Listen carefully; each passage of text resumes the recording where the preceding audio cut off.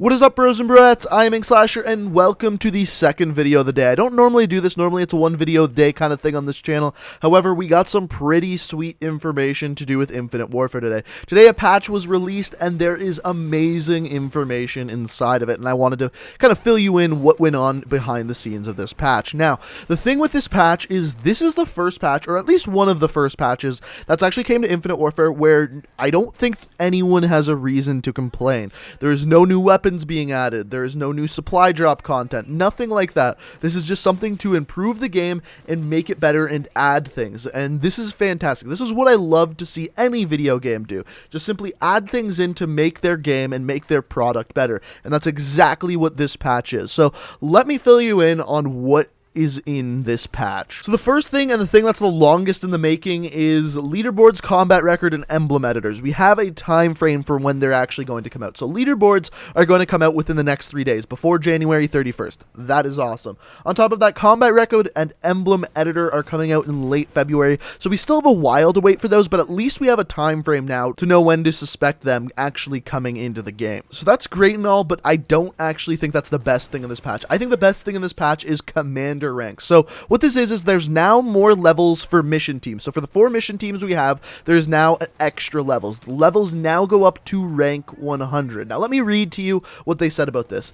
Each mission team now goes up to rank 100. Once you hit level 50, you'll go on to chase after the commander rank until you reach mission team commander rank level 100. New ranks mean better rewards. So commander ranks will reward you Mark II versions of the mission team only prototype weapons once achieved. You can also craft more. Commander ranks reward salvage every level you rank up, as long as that level isn't giving you a Mark II prototype weapon.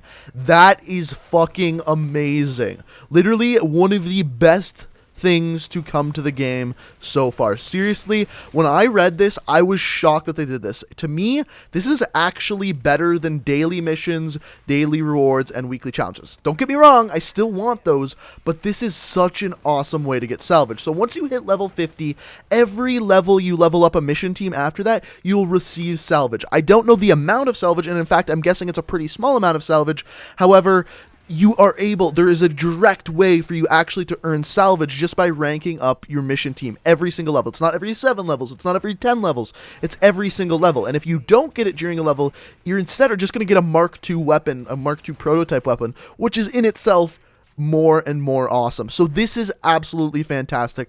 This shows me that when people came out and complained that they're not getting enough salvage, that they're releasing too much content, releasing too many different types of variants, they said, all right, they're right. We need a way for these people to actually earn these. And they did this by creating the commander ranks. And this is so great. This is so great. The only thing I don't understand from these patch notes, and it's just going to take time to figure out, is that when you level up your mission team to level 51, does that give you the same amount of salvage as, let's say, getting to level 99 or 98? Do those give you the same amount of salvage? Or the higher level you get to, do they give you more salvage? Only time will actually answer this, and as of right now, I don't know the answer, but I don't know what would be better. I think it would probably be better to progress to higher and higher amounts of salvage the higher level you get. The other thing I don't know is if it's harder to get to the higher levels. For example, does it take 2,000 experience or 2,000 mission team credits or whatever they're called to get to level 51, and does it take 10,000 to get to level 99?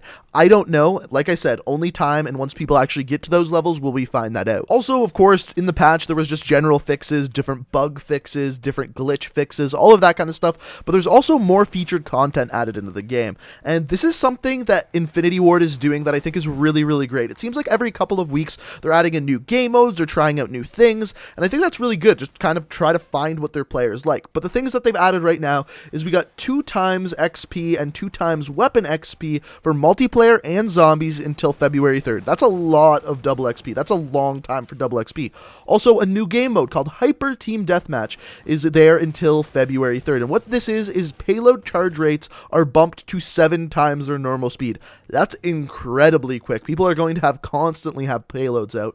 And then COD World League personalization pack is added. And finally, barracks now includes a section for medals. So you can go into your barracks and actually check out which medals you received, and that's something good. That's something I didn't really understand why it wasn't there when the game came out, but like leaderboards and like combat record, it's better late than never, and I'm definitely glad they added it into the game. So overall, this patch makes me very, very happy. First things first, we're getting another way to get more and more salvage, and it seems like a lot of it at that. If we're getting it every single time we level up mission teams, that's a pretty solid improvement. But on top of this, I still would like to see weekly and daily challenges. That would be absolutely awesome if we could see that, because I think that's one thing that was added to Black Ops 3 later that players seem to really like. It gave them a reason to play the game every day or every week, or every time they played it, they had a new way of playing it because they wanted to complete those challenges. So that's still something I'm hoping that Infinity Ward puts into Infinite Warfare, but only time will tell if that actually comes. But this is a really solid step forward for Infinite Warfare. I like to see this, and hopefully we see more steps in this direction.